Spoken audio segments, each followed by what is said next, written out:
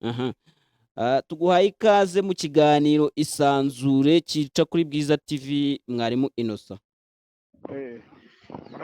Murakoze kumva mu isanzure ryo gutanga ibitekerezo. Mm.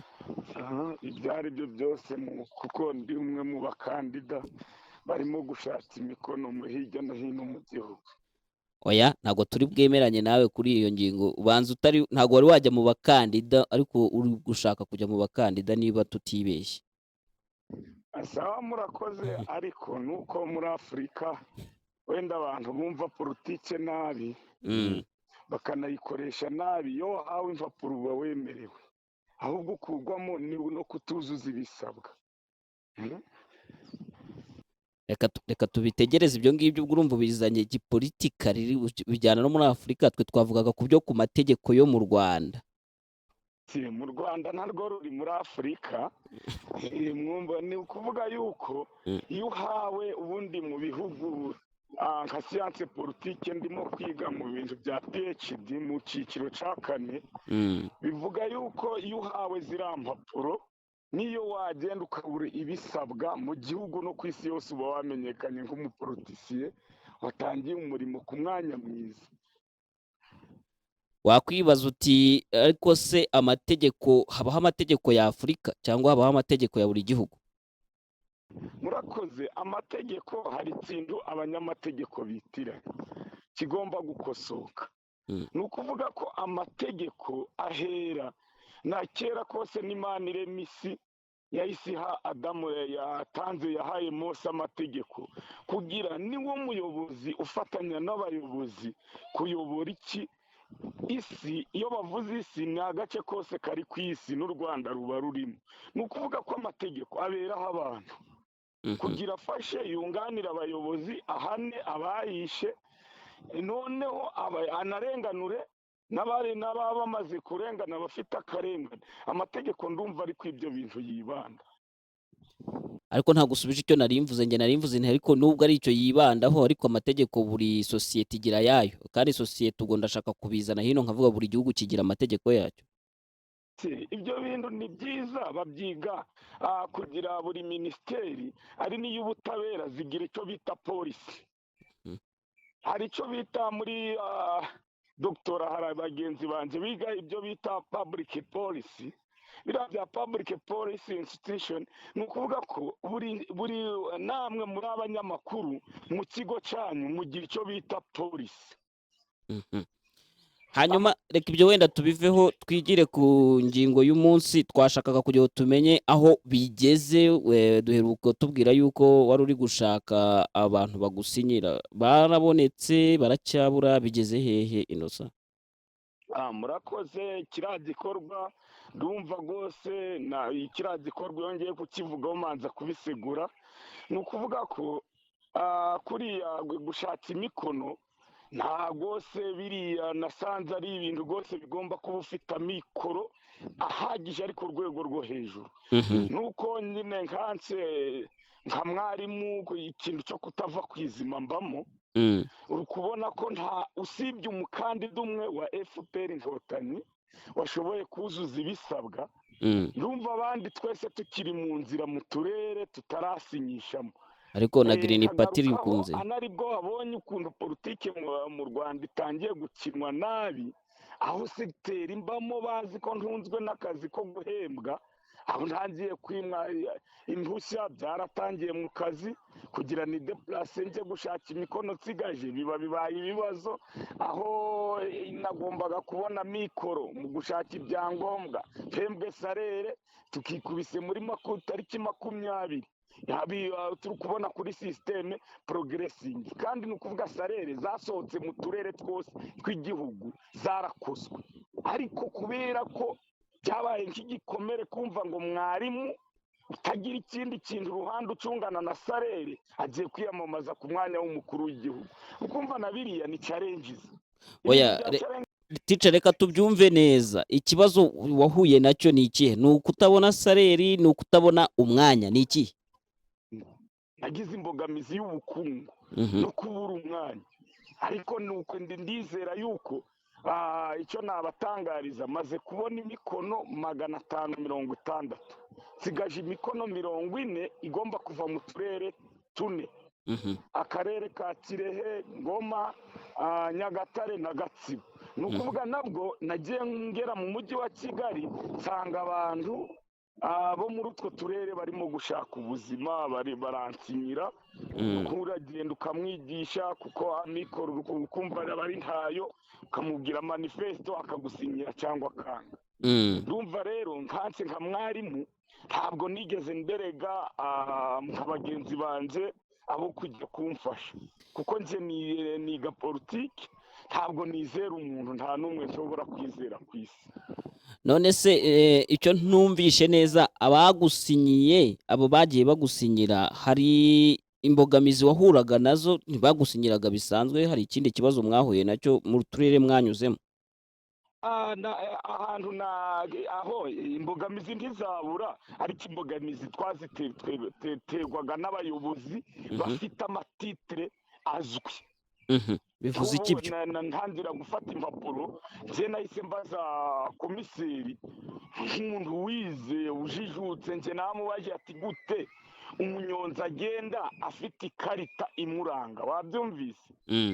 Ni gute umuntu ugiye gusinyisha mu turere mutaduha ikarita y'ubudahangarwa imara ukwezi mu gihe cy'iminsi 30 turi gusinyisha, bakamenya umuntu uwo ari we, ku buryo tutakorerwa akarengane ako ari ko kose?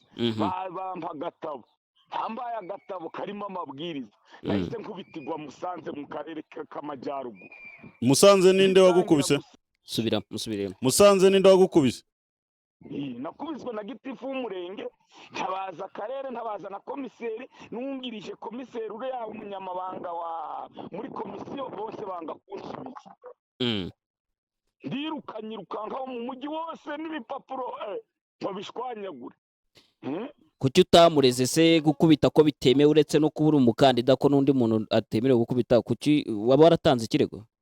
Nyine ntabwo ukubona, sibyo? Jewe uko yaje, uburyo yajemo, yazanye n'imodoka ya koroneri, sibyo? Iraparika pikapu, havamo ari abadamu babiri, avuyemo baraza basanga ndi gusinyisha abaturage ba Musanze, ndi gusinyisha imbere ya gare, kuko gare nta nubwo tuyibujijwe. Ahantu tubujijwe mu isoko rusange, tukabuzwa mu mashuri, tukabuzwa gusinyisha mu nsengero, tukabuzwa no mu tubari, no mu mavuriro. Ni ukuvuga rero iyi gare ntabwo twigeze tuyibuzwamo n'amasantere. uri kubyumva? N'umurenge wa n'akarere wajya gusinyishaho, kuko ntabwo mu gatabo mfite ngendera ku mategeko, ntabwo birimo ko tubibujijwe. Rero kubona umuntu uzanwa n'imodoka y'urwego rwa gisirikari, ntabwo ndi umwana, nzi inzego za gisirikari. Uri kubona pikapu birimo koroneri, ntabwo umuntu urazana na pikapu ya gisirikari yambaye plaque za gisirikari akaza akagukubita wagwana nawe. Ntabwo nanjye nkubwiye kurwana, nkubwiye ibyo kumurega, gutanga ikirego mu mategeko. Byibuze ubu ukaba uri kutubwira uti kirahari. Ego si wagitanga icyo gihe yashatse kunkubita, kuko yakubitaga inshi nkagenda nzikinga, yakubita ingumi nkazikinga. Ni umudamu, ndi umugabo rwose w'ibiro 85, ukumva ko rwose kunshobora bitabiravamo.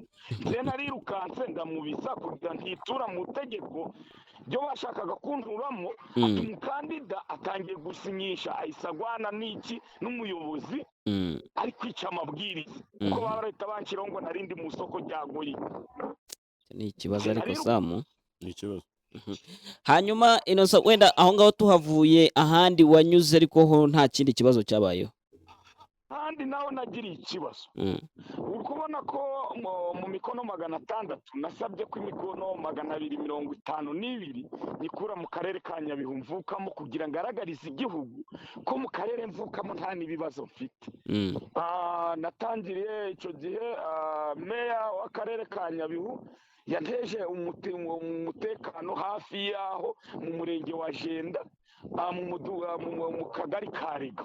Nkaba nteza umudugudu w'umusilamu witwa Masudi, araza nawe ashaka kunshwanyagurira izo mpapuro. Telefona gitifu w'umurenge nari wo murenge nkoramo nanatuyemo yanga gufata telefone. Telefona meya yanga gufata telefone.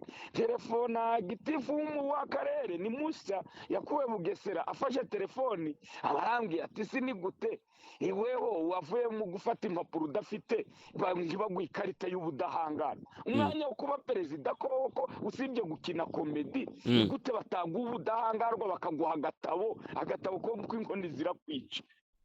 Icyo gihe narabyihanganiye ariko aramfasha ahita telefona mu telefone w'akagari araza aranyisikotinga nkoresha icyo gikorwa narindimo. Yongera ngeze ku murenge wa Mukamira ngiye gusinyisha mu murenge wa Mukamira mu karere ka Nyabihu ukumva nshakamo abantu 150 nabwo nari ngiye gukubitwa n'ikintu umuntu na gitifu umurenge wa Mukamira aranyandagaza arantuka nsanga twanariganye muri segonderi arantuka ku babyeyi abati ibyo urimo umuryango wa FPR Inkotanyi dukorera reba waduhaye amamodoka wowe uri kwiyamamaza ku mwanya w'umukuru w'igihugu uri kwirukana ibiti urukumva ibyo bintu urimo atari komedi urimo kudusobanuriye kutuzuye mu mutwe n'ibibazo byinshi ariko nje nababwiye ati ntawe ubwo bategetse icyangombwa cy'ubuzima siko nzakinyuraho nzakinyuraho nzahomba ariko nakinyuzeho ingwara 27 nabibwira abanyarwanda ko basanze nta nimwe mfite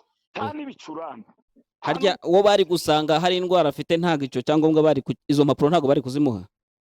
Ni ukuvuga yuko hari abakandida bagenzi banjye ntaramenya umubare bagiye bafatwa n'uburwayi bari basubijeho impapuro tuzagenda tuzimenya ubu ni kuko nteganya gutanga kandidatire mu minsi ihera y'ukwezi ni ukuvuga ko twemerewe kugeza kuri 30 nshobora kujyaho kuri 28 kubera ibibazo bya ekonomi mba ndi kwirukankamo uri kubona si nibyo ntari nanamenya hari icyangombwa kibura cyerekana ko ndi umunyarwanda ushobora gusanga baragihaye n'amafaranga ku buryo bwo kunaniza ariko nisanga kiriho amafaranga nzatanga ibyo mfite kuko ntabwo wajya kugura kuri umunyarwanda nzanzerekeza kuri minisiteri y'abinjira n'abasohoka kuwa 2 ngiye gushaka icyo cyangombwa ndumva ibindi byose namaze kubibona niyo mikono ndumva maze kubona n'abandi bantu baba bakora bizinesi batandukanye natangaza yuko ubundi kubura imikono igera muri 35.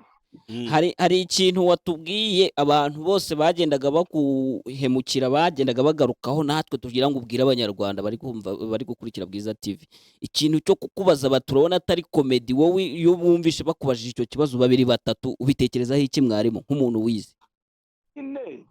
Ni ukuvuga ko bujya ubwishigishiye ararusoma niko arawusoma niko abanyarwanda baca umugani ariko nje sinaguhisha nageze mu karere ka Karongi koregwa nongera gukorega ubugome n'umuntu wankoreye ubugome watumye ninjira no muri politiki ubita uriya guverineri Lambert Dushimimana Lambert niwe wari perezida wa njyanama mu karere ka Rubavu ategeka ko diplome yanjye ihembegwa abaringa imyaka 5 yose yatuma nandikira umukuru w'igihugu bamuhemba kuba senateri bamugarura kuba guverineri ejo bundi ducakirana mvuye ndi gusinyisha mu karere ka Karongi atelefona meya bantereza ba gitifu 2 b'utugari nabo bashaka kunkubita ariko ndi umusore rwose ubwo ngubwira ibiro 85 rwose ntabwo rwose mfite n'amasentire y'ibintu bye rwose nta muntu wapfa kunyegera sibyo wenda akoresheje urusasu nabo twarashidikanye rwose aho bita Rubengera mu tugari 2 ba gitifu rwose bariruka abaturage rwose basaba ubwumvikane ho narabafashe rwose narabafashe bombi ababwira ati noneho nkubiswe iminsi myinshi hano hongeye kubafata abana bakubita kabisa niba mutumva amabwiriza niba mutumva ibirango by'igihugu ariko byarambabaje kubona umuntu ufite lisansi umwereka ibirango by'igihugu akavuga ngo wabikura kuri sekretariya ati ibi ni ibihimbano ntawe utarigira ati nyine umukandida ntabwo wari wagera ku kibazo cyanjye, iyo ngingo yo kukubwira abantu babiri batatu bati ni komedi, ubitekerezaho icyo iyo ubyinjiyemo ubona nawe ntabwo wari wabona ko bijya gusa na komedi, uracyabona bigishoboka? njyewe ibintu nabigiyemo nzi ko birimo risike, kandi hari ukuntu nasomye igitabo cy'ubukire Mm, nsoma n'igitabo cy'ubutwari ku intwari kuko nize letre mm, nagiye niga ibibazo za enemy of people. Enemy of people ndumva uri umunyamakuru nawe ushobora kuba warayize kuko mm, abanyamakuru benshi bize indimi. Ni yego. ukuvuga yuko biriya Thomas Stockman yagendaga agira ibibazo atejwe na Peter Stockman, mayor of Norway Town. N'ubu Mm, muri Norway Town ni ukuvuga yuko hari ibibazo by'abaturage, hari icyo bita class, biriya bya inequality, social people byabaga biriya muri mwa kiriya gihugu. Ni mm, ukuvuga hari class y'abakleji na class ya noblesse. Ni ukuvuga abana b'abakene ntabwo bahabwaga access yo kuba bakwiga mhm, n'ibibazo byose no kubona amavuriro, ibitaro batuye mu cyaro. mm, N'aba class ni noblesse yabonaga byose, opportunities babaga bari access kuba babona ibyo byose. Ni ukuvuga rero biriya nta bidutungura birimo kuko mhm, ibintu iyo babyise komedi nibo biba bigiye gutanga umusaruro. Nje nta nubwo mbyibandaho. Ni ukuvuga iyo umuntu yise ikintu komedi, mm. icyo gihe kiba kiri gutanga intsinzi nziza. Hanyuma se teacher, reka tuvuge gutya, wenda hari umukandida umwe ntashaka kuvugaho ariko nawe afite w'ishyaka arimo, ariko aherutse gutangaza ko gutsinda RPF bigoye. None wowe nk'icyizere ubona kugeza ubu ngubu ufite, urabona amatora baramutse bakwemerera ukagera ku rwego rwo kwiyamamaza, urabona wabona amajwi angahe niba n'abari mu mashyaka yandi bavuga bati gutsinda RPF biragoye? Ikibazo uwo mukandida ni byiza kuba ubitangaje Mm, nyine, ni ukuvuga kuriya gutsinda RPF byo rwose byo biragoye, byo sinaguhisha, nawe ni ariko kubyemera? guhangana n'umuntu ukomeye nibyo uhita wandika izina. Urashaka Kuko kwandika izina? gutsinda Uretse gato, banza wumva akantu Sam akubajije. Urashaka kwandika izina Innocent? ni ukuvuga kuriya nje nizeye intsinzi, kandi kuguhangana kuko nuko mutabonye muri manifesto zanjye. Mm, wabonye ko abantu bakomeye muri FPR rwose bamaze gusaza, bafite imyaka iri hejuru ya 60. mm, uri kubona nje ndi kwakira imyaka 42. mhm, nkaba mfite icyiciro cya BN, nkaba ndi mu cyiciro cya PhD. mhm, rwose nkaba nkora ku rubyiruko neza, nje nzabarangiriza ku rubyiruko rw'abakorerabushake kandi ariko bizeye, kuko na n'ubu urebye mu kanya mbibakopejeho bishyira kuri X bari kuvuga ati tubwire icyiciro uzaba urimo, uri umukandida wigenga, uzaba ufite ishyaka, kuko twe dushaka gushinga ishyaka twese tukarijyamo, ukadushakira, ukandika imirimo yose yo mu gihugu, ukaduha akazi. Tubona abakorerabushake kuba twize ngo duhembwe, ntabwo twagiye kwiga ngo dukorere ubukorerabushake. numva ko ari akantu k'ubukorerabushake nzabakubita hasi nkayobora, afata ku idarapo nkayobora. ni ukuvuga ngo wowe utandukanye n'uwo mukandida, ibyo wari uvuze mbere, gutsinda RPF ntabwo ubona ko bigoye, urabona bishoboka? nyine ni ukuvuga bakoze imyaka 30 umuryango wa RPF nawubayemo, namanze kuwukopera byinshi bidakorwa neza. Ni ukuvuga rero nuko mutumva siroga, iriya siroga ivuga umukandida w'impinduka mu byamaze gukorwa neza, iriya ni figure de style ntababwira. Nubwo hari ukuntu ngiye kubyinjiramo byose, uri kubona ngiye guhereza abana abanyonzi, ngiye kubakubita ubwishingizi, kubita amaperime provisoire, mbikubita igihugu ngiye kukigira nka Europe. uri kubona nta hantu wari wasanga gitifu w'umurenge ari gukorera perime, nta hantu urasanga meya ari gukorera perime, nta hantu wasanze nta hantu perezida yakwereka yakoreye perime definitive, nta hantu visi perezida, nta hantu minisitiri. Niba abantu bize mububaha mu byangombwa abandi mukagenda mubasuzugura nshingiye gushyira perime umuntu wese ufite lisansi agomba kugenda bakamuha kategori ebyiri kuko muri Europe bimeze no muri Aziya bimeze aho ibi byangombwa bitangirwa mu Rwanda bidasabwa gutumwa mu mahanga uretse rega n'ubundi kwiyamamaza wenda hari igihe kizagera ubitubwire neza tuzongera tuguhe ijambo baramaze no kwemera kandidatire yawe ahubwo reka mbere yuko tukurekura wenda icyo twakubwira tubwire gatoya hari akantu wari wakomojeho k'imishahara utubwira uti umushahara ngo watinze kuboneka ukanatubwira uti ahandi byarabonetse byaba ari mu karere kanyu gusa byaba ari kuri wowe gusa ibintu by'imishahara wari wakomojeho byari ibiki?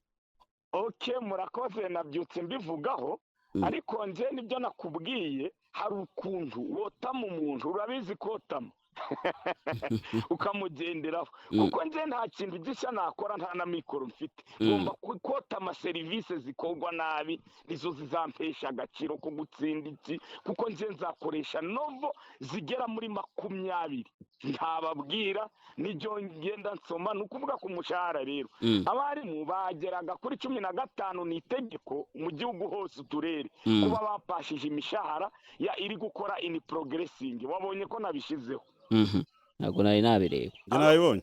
okay Halo urakomeza nta kibazo komeza turi kukumva mwarimu. noneho uyu mushahara uri gukora in progressing muri EPPC irani yo systeme duhemberwamo iba muri micro muri Minecofin ni ukuvuga iyo ubonye in progressing ntabwo amasaha 28 ashira utarabona umushahara ariko twabonye in progressing kuva kuri 12 tariki 12 kugeza na n'uyu munsi nani in progressing noneho ikintu cyabiteye naje kubona kuko byageraga kuri 15 uturere tw'inkwakuzi Kicukiro Gasabo Gicumbi nibo bahawe ibihembo byo guhemba abarimu badakora amanyanga babaga bateye mu kare 15 babarimu babaga bayabonye none natwe tukagera kuri 16 mu turere twa Nyabihu tw'ibyaro bamaze guteramo turi kuyabona noneho uturere twabaga twakoze amanyanga iyo progressing ntabwo wayibonaga twe mu karere ka Nyabihu twabonye progressing kuri 12 ukumva ko meya wa Nyabihu akoko namushimira kuko yahoze ari umwarimu apasa salaire mbere ariko na nisaha ndi kujya kuri systeme ni progressing nafasha avance sur salaire nirukanka mu turere twose no kugira ngo mbone itike urukumva biransaba kongera gushaka ubundi bushobozi bwo kujya gutanga ibisinde mu mirima kugira ni ukuvuga ngo akarere kose ntago abarimu bari bahembwa rero ni ikibazo cyatangaje hari amakuru yabanje kuvugwa atari meza aho ibigo byose by'amashuri bitegetswe ko buri mwarimu atanga 10% by'umushahara nibyo nibajije niba umuryango wa RPF ukoze imyaka 30 mu Rwanda serivisi zose n'abayobozi bose nahamya yuko bose bari mu muryango wa RPF nance mukandida wigenga narahiye muri RPF 2002 ndi kurangiza seconde nimwe narahiye na n'ubu sindavamo kuko nukubaye kwigenga nuko nishatsemo sindashingishaka ndani muri RPF nubwo ndi umukandida wigenga ibyo bintu kandi biremewe ko natwe tuba abakandida bigenga ni gute umwarimu batatinya segiteri y'umuntu ugiye kuyobora igihugu bakajya kwikiniramo kuki batayaka bagitifu b'imirenge bahembwa za 1,200,000 bakemererwa ibitoro kuki batabyaka abakozi bo mu karere bafite salere ziruta abarimu mwarimu utagira izindi opportunity ntabwo na prime yavuyeho tubona salere twagize shaba umukuru w'igihugu aduha salere dutabaje rwose nyakubahwa munyamakuru twatabaje igihe jewe nageze igihe nandikira kuri social media umukuru w'igihugu nawe ati rwose ntiwishinga ibyo abadepite bavuga abadepite bava mu barimu bakagenda basebya abarimu ngo niko kazi twasabye mutwongera umushahara waravivute rwose ubu nkanse mfite umushahara ugera mu 300 ku kwezi kumva amafaranga rwose mu karere ka Nyabihu menshi atubutse rwose nashoboye kwiga za masters niga za PhD, umudamu arangije kaminuza muri inesi, abana biga mu boarding school mbarihira, rwose abakozi mu rugo ndabahemba, byose mbikuye kuri Sarire. ese sinumva bimeze neza. Umeze neza, ariko abayobozi ntabwo babyishimiye benshi. Urukumva bari kugenda baka, wabonye mu karere ka Gakenke ko nabikubise kuri X, bahise babinyoherereza, aho bari kwaka azer 65,000. Nawe ibaze, ufite kredi, ufite abana bari ku mashuri, ufite abakozi uhemba ku kwezi, aribyo tuvuga ngo imirimo yabo igomba kwandikwa. Urukumva umuntu arakwaka 60,000 ari gutegura ubukwe, yizeye intsinzi gute? Kandi nanjye mfite isezerano ry'Imana. Innocent Ikibazo je narumbiwe Innocent, aho none hari ikindi wenda nakubwira cyaduteye aho ubona abayobozi bo mu Rwanda ajya gufata diplome hanze z'icyiciro cya 4. Uretse gato Innocent, uretse gato tukwereke ukuntu turi kubitwara, no kuvuga ngo hari ukuntu turi kuva ku ngingo tutayisoje neza, kandi urumva byakwica ikiganiro. Twari kugira ngo utubwire kuri iyo ngingo y'imishahara kugeza ubu ngubu mu karere kose kuba batarahembwa ka Nyabihu. Ni ukubera ayo bashaka gukataho cyangwa ni ukubera ko nyine harimo ikindi kibazo wenda imishahara ikaba itaraboneka? Oya, impamvu nje nguhamiriza naguhaye ibimenyetso. Mu gihugu cyose uturere twose ku mbuga 250 z'abarimu mu gihugu bagenda banyereka ibibazo. Bose bafite in progressing, bagombaga kubonera salere rimwe kuri 15. Kuri 15 hari kuwa gatatu. Ariko bose hari itegeko riri mu bigo byose no mu kigo nkoramo. Ibyo nje ko batabimbwira kubera ko bazi ko nakeneye ngiye guhatana ku ntebe y'umukuru w'igihugu. Bari kwakwa amafaranga 10% ku mushahara. Rero abarimu n'ubuzina b'abarimu n'abandi bapfa kugira kubona bujya ahantu bose barabyanze. Abyanze bikuba ku ngufu. Na nimugoroba baje kunshaka. Arabati rwose tuvuganire, tubivuze rwose banatwirukana. Ntacyo ibingibi byo reka ibyo tubireke tuze kushaka undi mwarimu tuvugisha utari wowe, kuko uri umukandida. Hari igihe abantu bagira ngo uri kubeshya. Reka twigire ku yindi ngingo ahubwo. Innocent, Innocent, yego. reka tube tugiye ku kindi. Wari warigeze gutangaza ko hari umuntu w'umugiraneza wari warakwemereye imodoka uzifashisha muri ibi bikorwa. Ese yarayiguhaye cyangwa se yayikwemereye mu gihe uzaba watangiye kugenda wiyamamaza? Murakoze kumbaza kuri iyo ngingo. Abantu benshi kuri Facebook kuri WhatsApp bakundaga kubimbaza. Uwo ni umuntu w'umufamiliye wari wanyemereye iyo modoka. Ariko barambwiye, ubona ko nyine u Rwanda rutemera nta mukuru w'igihugu ugomba gusabiriza. Anaribyo tunakomoje mu kanya tunakomojeho. Ntabwo rwose ni ukuvuga tugomba kwishakamo ubushobozi. Jewe iyo modoka ni ukuvuga nanse mu muryango mvukamo nuko nagize ibibazo nabwo mbitejwe n'ubuyobozi. Bose dufite miliyoni 30 turimo kugwanira mu buyobozi, kandi zitukomoka ku mutungo umukecuru yadusigiye w'amazu arimo uruganda rw'inzoga. Urukumva ntabwo nakakwiye kubura imodoka yo gukoresha n'amafaranga yo gukoresha. Ariko ubuyobozi bw'akarere ka Nyabihu bwaragiye byivanga mu buzima bwanje prive kugira ngo mbura mikoro. Baragenda babwira uwo munyaruganda, bamubwira ko ibyangombwa mfite byo umukecuru ansigiye ubwo ayo mazu bakoreramo y'uruganda bitemewe, ari ibijyogo. Ubu turi kuburana na n'isaha mbyukiye kuri RIB ngaragaza ubuziranenge bw'ibyo byangombwa n'abavandimwe banje n'ibyo bahimbye kugira barare bashikirijwe ubutabera. Ni ukuvuga rero ntabwo ari ikindi ntabwo byakakwiye kuba byiza muri politiki. Na biriya ari byo narangirizaho ni imitego bashakaga kugira ngo mfungwe. Bavuga ati umukandida perezida yafashe inkunga zivuye mu Burundi, yafashe amamodoka y'ubusa, uyu muntu yazagurisha n'igihugu. Ariko nze nkorerwamo n'Imana. Imana rwose yashoboye kubinyereka ko ari imitego. Izo nkunga nta n'umuntu wo hanze kivugana nawe, mu gihe dufite abantu bagera muri 35 baba mu bihugu by'isi bitandukanye kandi ku kofi yabo.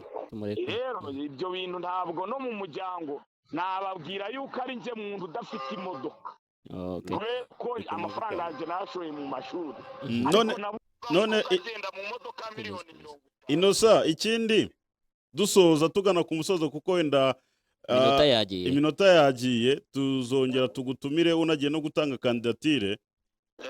Uri kubona mu bukungu bwawe, uri kubona ibi bikorwa urimo bitazagusiga iheru utazasigara unegekaye mu buryo bw'ubukungu? Dusoza. hari ikintu abantu binjiye muri politike tuticuza, bujya gufungwa guhomba ntabwo tubyicuza muri politike. Ni ukuvuga rero kuriya ntacyo ndi kukubwira yuko ubu nafunguye amaso ndi gushakisha ku buryo kuko nabonye yuko uko igihugu kirimo kutemera ko ntanga kandidatire kandi bisaba amikoro. Ariko twakosora gatoya aho ngaho ntago ari igihugu, ndumva ari abantu ku giti cyabo, twareka kubyita igihugu. Ni ukuvuga twinjiye maze iminsi njye nazungurutse igihugu maze kuko igihugu ni kiriya cyaguhaye izo mpapuro, cyakwemereye kujya kwiyamamaza. Ubwo rero urumva biratandukanye, abo ni abantu ku giti cyabo. Ubwo niyo mpamvu ndi kukubwira ngo watanga njye n'ibirego ukabarega abo bantu bagenda bakwitambika. none siko twitambika kandi bikozwe n'inzego z'ubuyobozi, igihugu ntikigire icyo gikora. Tanga ibirego, none se igihugu ko kigendera ku mategeko, utatanze ibirego byakorwa gute? Perezida oya nawe ukora analize. Gitifu w'umurenge yemerewe kwitambika umuntu ugiye kwiyamamaza ku mwanya w'umukuru w'igihugu? Ntabwo abyemerewe, niyo mpamvu nyine abikoze ugomba kumurega mu mategeko. Uwo ari we wese ntemerewe kumwitambika. Ndi kukubwira bageze naho binjira mu mitungo yanjye bwite. Nabwo ni byinshi, hari n'ibyo umuntu atavugira kuri telefone. Nushaka byinshi uzansure mu karere ka Nyabihu, mu murenge wa Jenda, mu kagari ka Bukinanyana. Ni ukuvuga rero kuriya aho twe dutangazwa nibwo nagibonye abati si ko bavuga ko dushaka ibyangombwa ku mwanya uzwi, ni gute babitwishyuza nka za testation medicale twagendaga twishura gukonsirita ingongo hari ukishyura kandi kuri hopitali ya leta, kandi ugiye kudepoza ku mwanya uzwi. Biriya nabyo ni ibintu nanenze. Ikindi nanenzemo ni ukuvuga kuriya guhereza umuntu impapuro zitwa yero pepa. Zitwa yero pepa muri politiki ni impapuro ziguha uburenganzira bwo kwinjira muri perezidansi, ntibaguhe iki agakarita n'umunyonzi agendana ikarita uyu nyongera amafaranga 100 atwaye umuntu. Iyo ukumva na biriya birimo agasuzuguro. Ikindi kintu cya kabiri, duhabwa impapuro umukandida wa FPR n'uriya wa Green Party bazihawe na komiseri, twe baduha umutekinisiye, sinzi niba afite n'akazi muri komisiyo. Na biriya ni agasuzuguro. Niba iya Kongo ni igihugu kidafite n'umutekano, umukandida yinjiye kwa hariya bamuha avance ku mafaranga akorera. Ariko nje natunguwe n'umukozi wa komisiyo waje ku kigo cy'umwana w'imfura yanjye yigaho, aravuga ngo siko ngo ari kwiyamamaza, ngo ashaka ngo kumena igihugu ngo miliyoni 100, ngo kandi ngo nta natanu batanga. Ni gute wakwiyamamaza winjiye w'amakuru ndayafite neza, yo kandidatire yawe yemewe, hari amafaranga ahabwa ishaka yo gutegura ibikorwa byo kwiyamamaza, hari n'andi mafaranga ahabwa umukandida wigenga agera muri miliyoni 100. Igihugu mujye mwubaha leta dukorera, mwubahe n'igihugu turimo. Iyo ugeze i Kigali ubona ari nko muri Europe. Rero niba ufata umukandida ukumva ko azashora koko kuba tutaremererwa kujya ku mpapuro za yero pepa, nta kintu twahabwa. Ariko niba dusohotse ku rutonde rw'agateganyo, ari amafaranga tugomba kuyabona. Hanyuma Innocent, reka tugushimire, tuzongera tugaruke mu biganiro bikurikiraho. Urumva iminota yatujyanye. Batangiye kuvuga ngo abarimu batanga amafaranga, nuko bazi yuko bagiye gushyiraho irindi tegeko rivuga yuko umukandida ku mwanya w'uperezida agomba kwiyamamaza mu mafaranga ye. Biriya babihindure. Niyo mpamvu natwe turi kubamagana tukabishyira kuri social media, ntibaka umuntu amafaranga, ari amafaranga muri miliyari 9 bateganyije mu gikorwa cyo gutora. Reka tumushimire Innocent. Iminota yagiye. Abantu batwihanganira tuzamugarukaho. Afite amakuru menshi kandi afite ukuntu ashaka. Ariko ku ruhande rumwe afite akababaro, birumvikana. Biranambabaje nanjye ku bayobozi b'umurenge koko bakora buriya. Ni bya bindi twavuze, usanga umuntu aba ashaka kuba kuba umukatolike kurenza papa. kurenza papa, niba koko ibyo Hakizimana Innocent avuga byarabayeho, abantu bikosore. Ubundi tuzahora muri abantu bikosore Oya, ko niba umuntu yagiye kuri komisiyo y'igihugu y'amatora, ubundi uretse ibintu byo gukabya umugani byo Sam ari kuvuga, ninde umuntu ubona ko nawe ubwo ari kukubwira ati gutsinda RPF biragoye, urabona azayitsinda ku buryo uvuga uti utatsinda ishyaka mbamo? ibi bintu ntago byaba ari byo. Hari yavuze Musanze, akavuga Karongi aho yagiye abangamirwa. Biriya bintu ntago ari byo rwose. N'uwaba dukurikiye yarabikoze, umuntu yabyita yuko ari ibikorwa, ibintu abantu bipanga akazi rwose, bipanga akazi, kandi ni ibikorwa umuntu yakwita ko ari ibikorwa biciriritse, bigayitse. Kuba umuntu yaratekereje akavuga ati ngiye kujya nanjye mu ruhando rw'abanyapolitike mbe nabasha guhangana, ariko wumvishe ko cya kintu cy'abarimu kigarutse, uza kunshakira umwarimu nk'ejo tuzamubaza ko abarimu ntibarahembwa uku kwezi, ubundi ni ukuwe, ni ukwa gatanu, ni ukwa kane, ubundi baba bahembwe kuri 20. Ubundi bavuga ko imishahara ikorwa ku itariki 15, ariko nabo aya matariki aracyari kare, aho wavuga yuko cyangwa ni ukwa kane. Oya, ni ukwa gatanu. Ukwa kane baraguhembwe. Aho wavuga yuko imishahara yatinze ni igihe ukwezi kwaba kwashize, nibwo ushobora kuvuga ko imishahara yakererewe gusohoka. Naho nari ndimo kuvuga ibijyanye n'ibyo avuze yagiye ahura nabyo. Hari ukuntu umuntu yagiye nabishiramo n'urwenya ati bamwe nanjye narabafataga, aho ndebera nkawe umuntu umuyobozi uri kurwana na mwarimu Innocent uzize ngo kuri kwipanga akazi ngo RPF ibone kuko RPF si yo ibyo ukora. Ikintu kijya kiba ikibazo, ibyo bintu ntabwo byakonvenka. buriya bashobora gutungurwa bakabona arahatanye, wenda aremewe, kandidatire ye iremewe, agakomeza agushyiramo uburafinda, wenda harimo uburafinda ariko bukeya, uko buri ntabwo ari nka bumwe bwa barafinda wundi, kuko we atondekanya ibintu, nubwo agenda ibitekerezo byose ashaka kubitangira rimwe, arasoma ngo afite novo 20 azifashisha. Noneho akandi kanavuze, numvisha agiye kubakubitira ngo mwivi, ngo agiye kwifashisha urubyiruko rw'abakorerabushake, ngo agiye kurubaka. we uburyo akoramo, aranabivuza ati ngewe nabaye ndi umunyamuryango wa FPR Inkotanyi, ati ngewe narabanje ndeba ibyo bakora, ndeba weakness, aho bafite intege nkeya. Byanze bikunze rero n'ejo bundi nyakubahwa His Excellency Paul Kagame bajyana kandidatire kuri komisiyo y'igihugu y'amatora, Secretary General Gasamagera Werarisi nawe yavuze ko hari ibyo bagomba kuzashyiramo imbaraga. Ubwo ibyo bazashyiramo imbaraga ni ibitaragenze neza.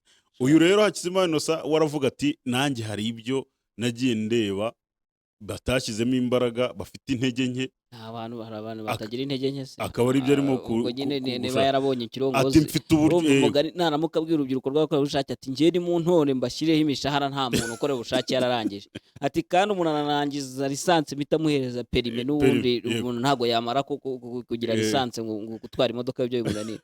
Aho ngaha biraza kugorana, ariko urumva ni ibitekerezo bizima. Ushobora no gusanga njye no mu gihe RPF igeze ku butegetsi, nako itangiye ubutegetsi mu yindi manda, bashobora kubitekerezo bakavuga batari ku mundi umugani, lisansi gutwara imodoka nibyo byamunanira, yarageze ku rwego rwo kubona A0. Ibi rero bihe isomo rwose abantu barimo kugenda bamugani uva bipanga akazi, ugasanga umuntu kubera yuko abizi neza yuko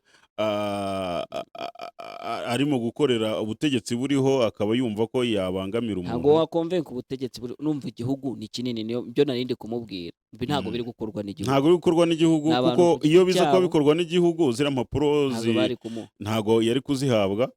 Ikindi abantu bamusinyiye, ntihazagira umuntu tuzumva bavuga ngo yaba yabangamiwe ngo kubera ko yamusinyiye. Ibyo bintu ntabwo byaba ari byo. Niba umuntu yagize igitekerezo, erega niba nareke n'abantu, nibareka abantu bafunguke bajye mu ruhando rwa politike, habeho umuco wo bahangane kandi banganisha ibitekerezo. Binagaragara yuko n'uwatowe yatowe, ariko hari abandi bantu yarahanganye nabo, tunamenye se tumenye ngo bimeze bite, atari bya bindi twajyaga twumva ngo hari ikibazo nahise hari umukandida umwe. Nko buriya Mpayimana bazongera bamutume imikandida imikono yego, imikono agomba kuyongera kwishaka. kuvuga ngo ubushize yarayibonye se ntabwo bikora. birashoboka ko uyu ngubu ashobora kuba ntayo afite. Mm. Kandi numvise uburyo komisiyo y'igihugu urabona y'amatora Innocent adashobora kuzarusha Mpayimana amajwi kamvuge bose kuko numva Innocent Oya, Innocent mu buryo nzavugishe Mpayimana mu nawe buryo numve bwo gahunda ziwe. kuvuga Innocent nk'umuntu wize indimi ari eloquent azi kuvuga Sure. cyane ibitekerezo Mm. nuko aba ari byinshi bimwe na bimwe ntabisoze ariko Yeah, ntabwo ari kubisoza azi ntabwo kuvuga. abitondeka Reka rero bitewe. dukomeze ikiganiro cyacu isanzure. Sure. Ahangaha harimo wavuze ati ni gute yitwa GM Roshambo Mm. ati ni gute wayobora igihugu ukennye. Oya nawe Roshambo rwose ntabwo ari ariko byo. nabyo ni ikibazo. Oya buretse ariko ntukayivuga. Nabyo ni ikibazo. Igihugu kiyoborwa n'abakire se? Ubundi niko bikwiye. Njye buriya Niko bikwiye. aho ngaho iyo bigeze aho ngaho nemera Amerika. Wemera Uvuga Amerika? ngo ibyo nabyo ni ikibazo. ariko Roshambo none- ntumuca amazi. Reka nkubaze. Reba tuguhe ingengo y'imari ya leta y'u Rwanda bigeze kuri miliyari ibihumbi bingahe? Bine hari. Nabonye bizagera kuri bitandatu ubwari cyangwa bitanu kwa simbyibutse neza. Sibyo? Tuguhereza ibihumbi 5 by'idolari wowe ngo ugiye kubimanaginga kandi Oya. ubwawe ushaka guhaga. Shadrach, Umuntu atarahaga Reka nkwereke. wamuha ibyo bihumbi. Hari undi nawe yari yatanze kandidatire muri manda yashize ntago mvuga uwo ari ariko abamukurikiye bari bubyumve. Nawe yari yageze ubwo avuga ati aya matora kwiyamamaza n'iki binsize mu bukene bunsize heruheru. Yanavugaga yuko n'inzu yari afite yabagamo Ni Frank. Ubwo nabyumvishe yanavuga ko inzu yari afite yari butezwe cyamunara nyuma za kugira amahirwe. Ariko nyine akabishobora ntago Uretse- ubukene mvuze sorry kuguca mu ijambo ariko nabikoze. Yego. Ubukene mvuze budakwiye gutuma tuguha igihugu nyine ni ukuvuga byakunaniye ni ukuvuga ngo Ariko ntabwo- icyo ndi kurwanya ni ukuri ashaka ko bakuramo ibisaba amafaranga. Oya ntago Ibisaba amafaranga birimo igumemo. serivisi zisanzwe kuko Zisaba amafaranga hari icyo zigumemo, yavuze ntabwo zigomba kijyanye kuvamo. na attestation medicale iyo Niba ngiyo igurwa nayigura. n'ubundi isanzwe igurwa n'abandi barayigura. Ntago ibyo byo byaba ari byo. Cy'umunyarwanda ngo cyangwa Njyewe amategeko ikintu nari y'umunyarwanda. namaganye ni ukuvuga ngo kureba umuntu ukura ugahita uvuga uti uyu muntu ni umukene ntago yayobora igihugu. Ntago ibyo bintu byaba ari byo. Ariko nabyo ni byo. Oya Shadrach, wenda ku ruhande rwawe Reka nkwereke muri Leta Zunze Ubumwe za Amerika Bosco ndabizi urabizi twibutse ni miliyoni zingahe bagusaba kuba ufite kuri konti. ahangaha Uzi umva ikintu Shadrach, biba bimaze? umva hano ikintu bavuze Ariko ahangaha. mbwira ariko ntabwo uzi ko mu Nyarwanda yaciye umugani ngo ubukene butuma umugabo Umva, adakubita umugore umva kandi hano- nka gutyo bimeze. umva ahangaha Ako banza unyumve uretse mbanze nkubwire Eh, iyi ntarabyibagirwa. Mm. Ikintu bavuze gituma abajya gutanga kandidatire babasaba ako amafaranga. abantu mudukurikiye nawe mujye mudukiza Baga- igihe mubona bagara- bibaye intambara nka gutya. Urumva bavuze yuko igituma ni na hano mu Rwanda impamvu batuma uriya muntu iriya mikono y'abari abantu bavugaga ko ari mu rwego rwo kugira ngo koko barebe ko igikorwa ushaka kujyamo ugiha agaciro Ufite commitment. ufite commitment atari kwa kundi waryamye nkawe Shadrach cyangwa njyewe Samu ngo nkabyuka mu gitondo avuga ngo wagenda nanjye nkarambikamo ka kandidatire. Ni nka kwa kundi iyo iyo hakenewe na economical Yego. commitment. ni nka kwa mu Rwanda naho bishobora kuzashyirwaho Sure. ariko bo barabirebye baravuga bati reka dusabe ino mikono. Eh, Ho muri Amerika na mu bindi bihugu basaba amafaranga ko ugomba kuyashyira. Ni nka Sisa. kwa kundi iyo hari nka muri Zamburi cyangwa Hagiye- hepfo iyo yego. ngiyo aho ntashatse kuvuga bitewe n'ahantu ubukungu Yego. bw'icyo gihugu buba bugeze Eh, bashobora gushyiraho yes. ibintu bisabwa bikeya. ni nka kwa Ariko niba kundi igihugu gitera imbere ubona kiri ni nka kwa kuzamuka kundi iyo mbese ubwo umuntu uri kuba uzi ko nta n'imishinga y'umukene. Umushinga w'umukene ni uguteka bakarya. ni nka kwa kundi iyo bavuze ngo hagiye kuba cyamunara Eh, wabonye ko hari amafaranga basaba c'est ça. ugomba gutanga None se urumva hari igihe utajemo bakubwira ngo neza, urakoze adasubizwa kuzamo neza. adasubizwa Eh, ariko ahangaha mu Rwanda aho ikintu basaba ni imikono kuvuga ngo amafaranga ahubwo bo bazayabaha abazaba bamaze kwemererwa. ahubwo muzamure mushireho amafaranga. Mushireho amafaranga igihugu cyateye imbere ntabwo tugikeneye imikono gusa. Yes. Ariko Reka rero rwose- dukomeze ikiganiro ino ngingo wenda tube tuyivuyeho tuzayigarukaho mu buryo burambuye. Mm. Uyu munsi ariko amakuru mfite nuko umuyoboke perezida w'ishyaka Green Party nawe aribwo ari bujyane kandidatire. Green Party ariko Mm. Green Party dukeneye kuzamuha nawe ikiganiro. Tugomba Mm. kumuganiriza nawe. Ubwo hari abandi yagiye aganira ariko dukeneye kuzamuganiriza hano reka nzamutereta. Mm.